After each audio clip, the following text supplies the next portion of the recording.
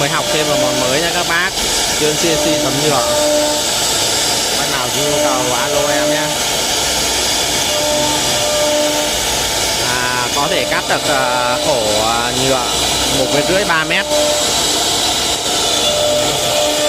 cục gỗ cắt đường thẳng.